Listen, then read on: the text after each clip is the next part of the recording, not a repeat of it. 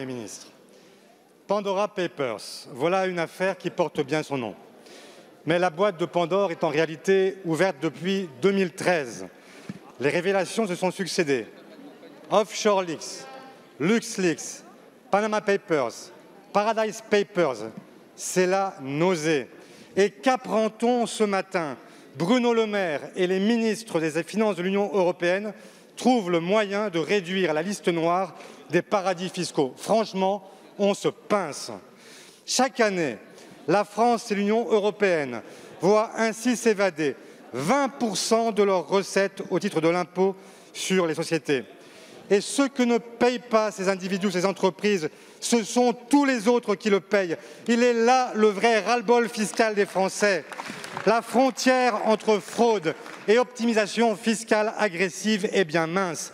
Toutes ces opérations ne sont certes pas illégales, mais je le dis avec force, elles sont immorales parce qu'elles laissent à tous les autres le soin de payer la contribution au bien commun.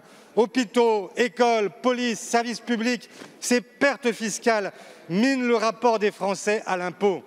Pourquoi les classes populaires et les classes moyennes devraient payer quand les plus riches s'exonèrent?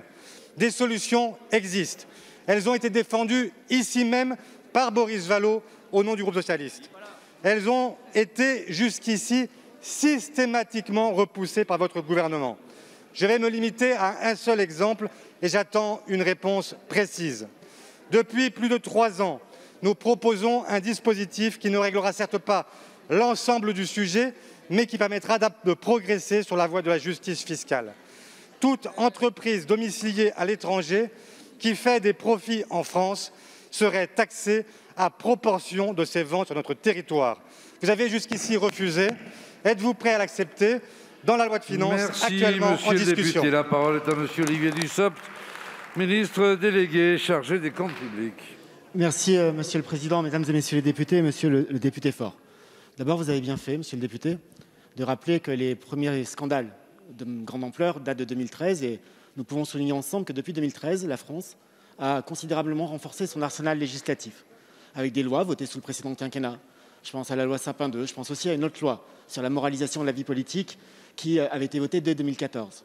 Cet arsenal a été renforcé par la loi du 23 octobre 2018 qui permet de mieux lutter contre l'optimisation fiscale agressive, qui nous permet aussi de travailler de manière plus profonde, plus approfondie avec nos partenaires européens sur la liste des États non coopératifs, avec des décisions qui font l'objet de discussions extrêmement longues, et dont vous savez extrêmement bien aussi qu'elles se formalisent à un moment, aujourd'hui, sans qu'il y ait de lien avec l'actualité. Nous avons considérablement renforcé les échanges de renseignements au sein de l'Union européenne. En 2019, cette technique d'échange de renseignements qui a porté sur plus de 84 millions de comptes bancaires et sur 4 900 milliards d'actifs nous a permis collectivement, au niveau de l'Union européenne, de dégager plus de 107 milliards d'euros de revenus complémentaires par la lutte contre l'optimisation et la lutte contre la fraude. Nous avons fait en sorte de mettre en place une police fiscale en application de la loi d'octobre 2018 et nous avons enrichi le travail de cette police fiscale de nombreuses initiatives. Je pense par exemple à la rémunération des aviseurs mise en place à l'initiative de la députée Pires Beaune que nous avons pérennisée car c'est un système efficace. Pour vous démontrer l'efficacité et l'implication des services, je voudrais simplement revenir sur la suite d'un précédent scandale sur lequel nous avons désormais suffisamment de recul. La question de Panama Papers avec des contrevenants ou des mises en cause qui étaient évidemment loin d'être tous français. Cependant, la direction des finances publiques a travaillé sur les cas français.